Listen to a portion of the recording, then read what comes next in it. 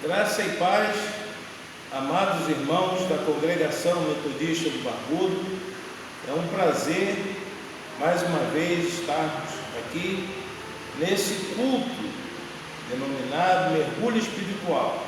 Certamente que você não está aqui fisicamente comigo, mas estamos unidos no mesmo propósito, em união, em amor, como igreja viva do Senhor Jesus Cristo.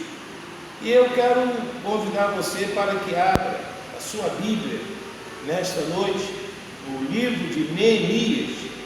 Nós vamos ler algumas passagens do texto de Neemias. Eu quero convidar você para que leia Neemias capítulo 1, versículo 2 a 4. Depois eu irei informando os outros capítulos. Neemias capítulo 1, versículo 2 a 4. Veio Anani, um dos meus irmãos, com alguns de Judá. Então lhes perguntei pelos judeus que escaparam e que não foram levados para o exílio e acerca de Jerusalém. Disseram-me: os restantes que não foram levados para o exílio e se acham lá na província estão em grande miséria e desprezo. Os muros de Jerusalém estão derribados e as suas portas queimadas. Tendo eu ouvido estas palavras, assentei-me e chorei e lamentei por alguns dias, e estive jejuando e orando perante o Deus dos céus. Neemias capítulo 2, versículo 4 a 5. Neemias capítulo 2, versículo 4 a 5. Disse-me o rei: que me pedes agora? Então orei ao Deus dos céus e disse ao rei: se é do agrado do rei, e se o teu servo acha mercê em tua presença, peço-te que me envies a ajudar a cidade dos sepulcros de meus pais, para que eu a reedifique. Neemias capítulo 6, versículo 15 e 16. Neemias 6, 15 e 16.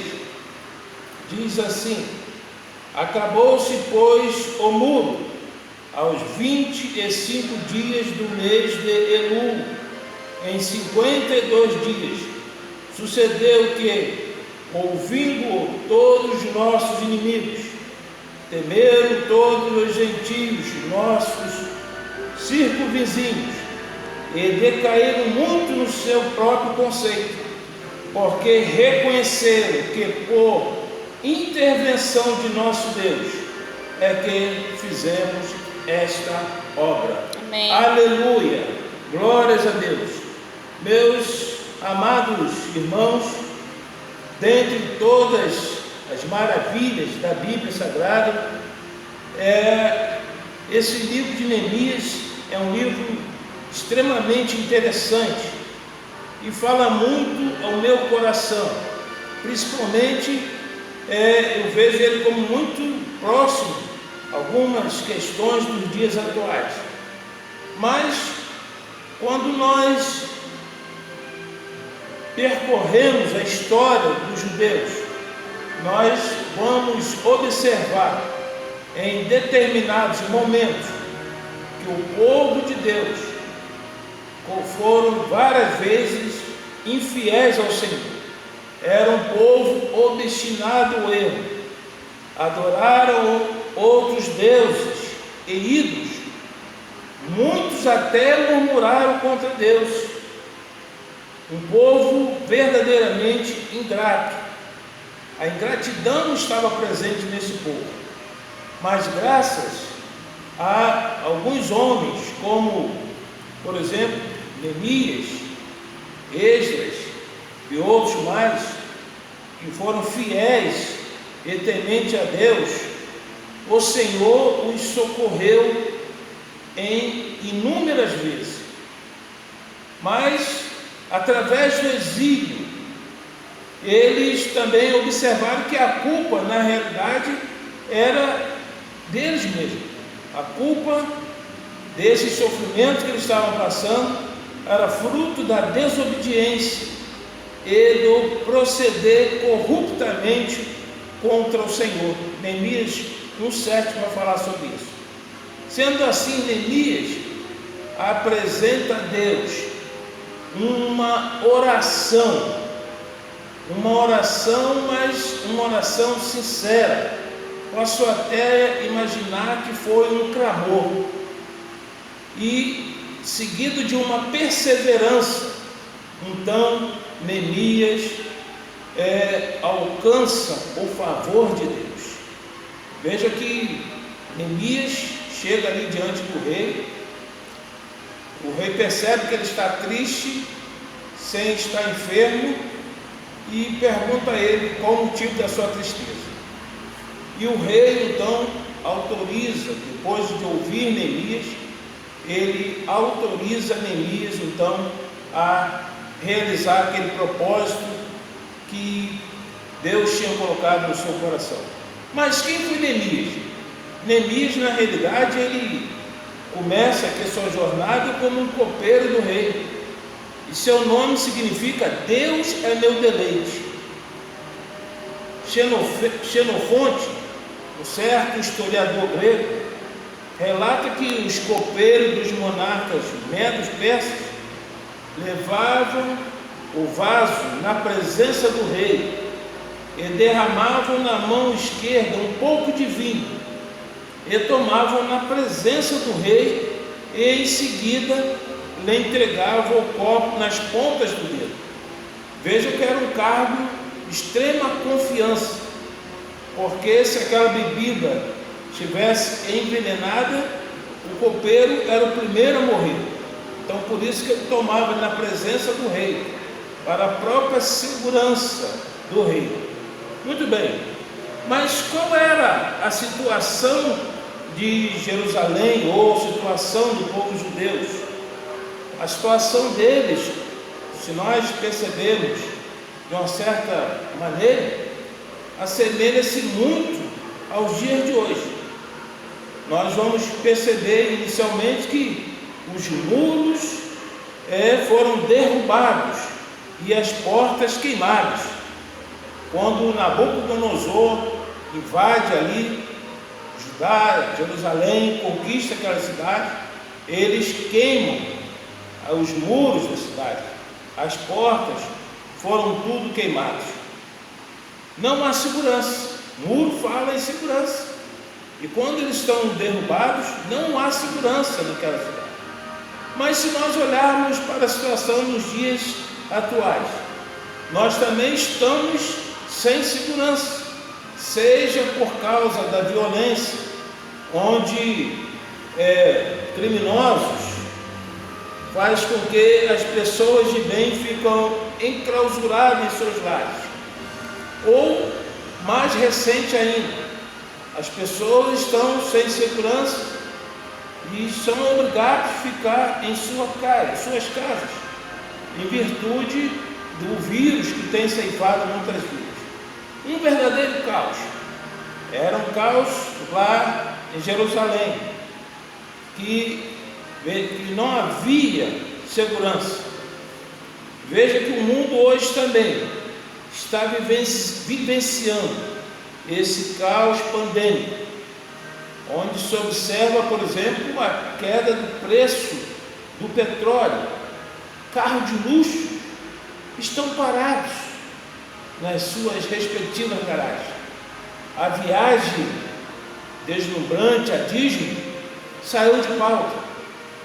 Tudo que era, podemos dizer, conforme Salomão diz, que é vaidade, tudo agora perdeu o seu sentido.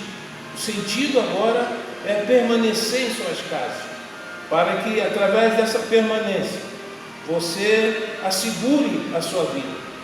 Mas também havia para esse povo uma prostração, ainda que temporária. Veja que Neemias diz aqui Tendo eu ouvido estas palavras, assentei-me e chorei, e lamentei por alguns dias. Então, Neemias, por um período de tempo, ele esteve ali prostrado, desanimado, houve até um lamento. Talvez você tenha passado por isso, talvez você que está assistindo esteja passando por isso, mas esse texto também nos ensina que Neemias, ele toma a decisão correta, ele não fica ali naquela prostração, naquele desânimo, naquele sofrimento proveniente da miséria que aquele povo estava passando, mas ele vai e faz a coisa certa, quando ele diz aqui: e estive jejuando e orando perante o Deus dos céus. Aleluia, glória a Deus. Certamente, meus amados, que todos nós passamos por momentos de dificuldade, todos nós podemos passar alguns dias por essa questão da prostração, pelo desânimo, mas nós não podemos permitir sermos vencidos por ele, pois nós temos um Deus que nos sustenta, que nos fortalece, que nos dá ânimo. Mas esse povo também passou por várias humilhações. Neemias capítulo 4, versículo 2 e 3, nós vamos dizer que Sanbalate e Tobias zombaram deles, dizendo que eles eram fracos judeus. Porventura, se eles tentassem reconstruir aquele muro, naqueles monturos, nas cinzas, uma pobre raposa que passasse ali e ele ia derrubar o muro. Mas é Deus que nos dá a vitória.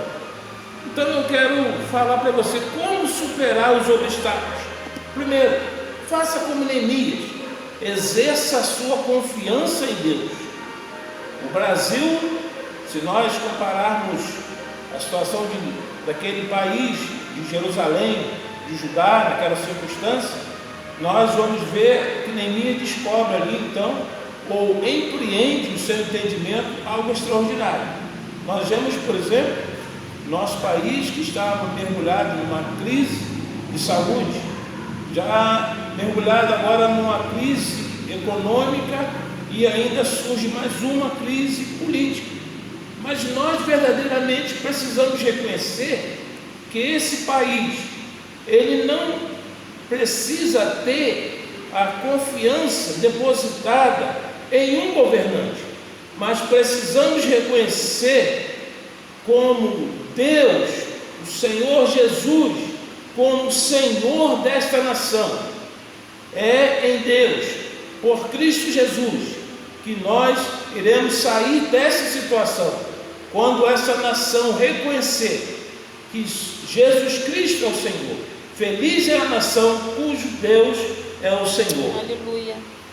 Mas outro fato interessante também, muito paralelo com os nossos dias, foi a união entre o povo, mesmo diante a afronta daquele inimigo feroz que tentou armar várias circunstâncias, inclusive dizendo que Neemias estava conspirando contra o rei. Mas a afronta do inimigo foi vencida com oração, com trabalho e vigilância. Vejam que eles oraram ao Senhor, mas reconstruíram o muro, e com as mãos empunhavam a lança, a espada, o arco, eles estavam vigilantes. É isso que o nosso povo também quer fazer, quer trabalhar, voltar ao trabalho, para manter seu emprego, manter seu sustento, para que a nação seja próspera, para que nós sejamos abençoados e que essa nação continue sendo abençoada. Veja que, de certa forma, os países hoje passam, por uma certa afronta, por terem descuidado, por exemplo, em poucos investimentos na área da saúde, aos profissionais de saúde, que todos temos falado acerca dos profissionais de saúde, mas antes dos profissionais de saúde, nós temos lá o pessoal da higiene hospitalar. O povo, na realidade, está disposto ao trabalho para manter seus empregos garantidos. Assim foi com Neemias. O povo de Deus se dispôs a reconstruir os muros. Neemias foi um líder de conduta ilibada, e isso fez com que ele motivasse o povo. Você, se Deus tem um chamado para você, se Deus colocou algo em seu coração, então faça você. Comece a partir de você. Não espere pelos outros. Você comece a realizar o que Deus estabeleceu ao seu coração. Mas, muito bem, nós estamos já encerrando essa mensagem. Também, algo importante que Neemias empreendeu: a ganância foi vencida pela repreensão. Neemias repreende então os nobres de Jerusalém. Ele repreende aqueles nobres após ouvir a queixa dos seus patrícios, onde os nobres estavam vendendo os outros judeus pobres, estavam negociando eles, vendendo como escravos. Mas Neemias, mediante a sua abnegação e temor do Senhor, ele vai acabar com tudo isso. Eu quero concluir essa breve mensagem dizendo para você que, assim como Deus fez Neemias realizar uma grande obra, mesmo quando as circunstâncias eram adversas, Neemias, ele reedificou os muros, mas também ele promoveu uma renovação da aliança do povo com Deus. E ele empreende uma grande reforma política e também uma reforma religiosa, dentre todas outras coisas, tantas outras coisas que Neemias fez. Vejam que, através de um homem, grandes coisas aconteceram naquela nação. Quem sabe que Deus está chamando você para que, através de você, grandes coisas aconteçam nessa nação. Realmente, Neemias fez uma grande obra para o seu povo e, por que não dizer, para Deus ou em nome de Deus. Você também pode ter sido chamado, pode ter sido levantado como Neemias. Eu quero, nesta noite do mergulho espiritual, orar com você e por você, para que Deus faça algo extraordinário na sua vida. Senhor, nós te damos graças, Senhor, neste culto do mergulho espiritual. Estamos aqui, Senhor, orando mais uma vez por aqueles pedidos, Senhor, que são colocados na sala. Senhor, questão de saúde. Senhor, repreenda esse vírus, Senhor. Repreenda toda espécie de doença. Manetra todo espírito contrário, Senhor. Anula toda a força do adversário, pois o Senhor é soberano sobre tudo e sobre todas as coisas. Pai, nós oramos pelas questões da justiça, os processos da justiça, as questões familiares, Senhor. Nós temos notícia que muitas pessoas têm tido problema em relacionamento em virtude da convivência diária, nessa pandemia, nesse isolamento, Senhor. Mas traz a paz, Senhor, aos lares, que haja paz, amor, compaixão, compreensão. Senhor, seja qual for a procedência, seja qual for o que for pedido ali, Senhor, pelos seus filhos naquela sala, nós cremos que o Senhor é poderoso para realizar os desejos do coração dos teus filhos, segundo o seu propósito. Nós oramos e te agradecemos por tudo, Senhor, crendo também que em breve estaremos todos reunidos nesse lugar. Em um pouquinho de tempo, Senhor, nós já estaremos aqui novamente louvando o teu santo nome. Eu oro e agradeço por tudo, pedindo que o Senhor abençoe não apenas os nossos irmãos da nossa congregação metodista que estão nos ouvindo, que esses sejam abençoados, mas a todos que ouvir esta palavra, Senhor, que realmente nós possamos compreender que uma oração sincera e perseverante, nós alcançamos o favor de Deus. Nós oramos e te agradecemos, em nome do Senhor Jesus. A graça do Senhor Jesus Cristo, o amor de Deus e a comunhão do Espírito Santo sejam com todos. Todos que aguardam a volta do Senhor Jesus digam amém. Amém.